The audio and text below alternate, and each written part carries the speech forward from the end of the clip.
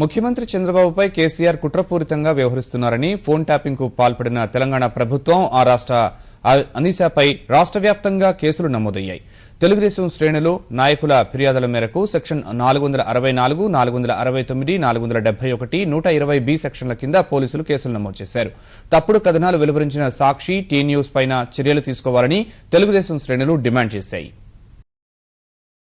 చంద్రబాబు ఫోన్ను ట్యాప్ చేయటం నేరమని తెలంగాణ ప్రభుత్వం, ఆ రాష్ట్ర ముఖ్యమంత్రి కేసీఆర్ తెలంగాణ అనిసాపై చట్టపరమైన చర్యలు తీసుకోవాలంటూ రాష్ట్ర వ్యాప్తంగా తెలుగుదేశం కార్యకర్తలు పోలీసులకు ఫిర్యాదు చేశారు. కేసీఆర్ పై చర్యలు తీసుకోవాలని విజయనగరం 1వ పట్టణ పోలీస్ స్టేషన్లో తెలుగుదేశం నేతలు ఫిర్యాదు చేశారు. చంద్రబాబు ఫోన్ ట్యాపింగ్ కు పాల్పడ్డారన్న తెదేపా నాయకుల ఫిర్యాదు మేరకు విశాఖలోని ఎలమంచిలి పోలీస్ స్టేషన్లో కేసీఆర్, తెలంగాణ మంత్రులపై కేసు నమోదైంది. విశాఖ 3వ పట్టణ పోలీస్ స్టేషన్లో కేసీఆర్, స్టిఫెన్సన్, తెలంగాణ అనిసా, జగన్, సాక్షి, టీ న్యూస్ ఛానళ్లపై సెక్షన్ 464, 469, 471, 120B సెక్షన్ల కింద కేసు నమోదైంది.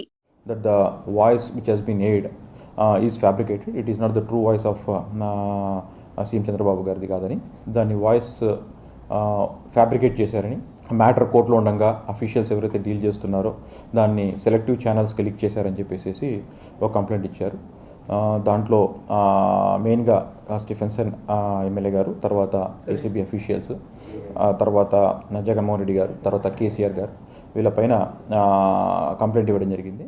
తెలుగుదేశం నేతల ఫిర్యాదు మేరకు రాజమండ్రి 3వ పట్టణ పోలీస్ స్టేషన్, పశ్చిమ గోదావరి జిల్లా జంగారెడ్డిగూడెం, ఉండి పోలీస్ స్టేషన్లోనూ కేసీఆర్ పై కేసు నమోదైంది. శాసనసభ్యుడు బొండా ఉమా, విజయవాడ నగర అధ్యక్షుడు బుద్ధ వెంకన్న ఫిర్యాదు మేరకు విజయవాడ 3వ పట్టణ పోలీసులు కేసీఆర్ పై కేసు నమోదు చేశారు. కృష్ణా జిల్లాలోని పామర్రు, హనుమాన్ జంక్షన్, ఇబ్రహీంపట్నం, గుడివాడ, మైలవరం, ఉయ్యూరు రక్షకభట నిలయాల్లోనూ కేసీఆర్ పై కేసులు నమోదయ్యాయి. తెలంగాణ ముఖ్యమంత్రి అధికార దుర్వినియోగానికి పాల్పడ్డారంటూ గుంటూరు జిల్లా బాపట్లలో కేసు నమోదైంది. ప్రకాశం జిల్లా చీరాలలోనూ కేసీఆర్, కేటీఆర్లపై తెదేపా నేతలు పోలీసులకు ఫిర్యాదు చేశారు.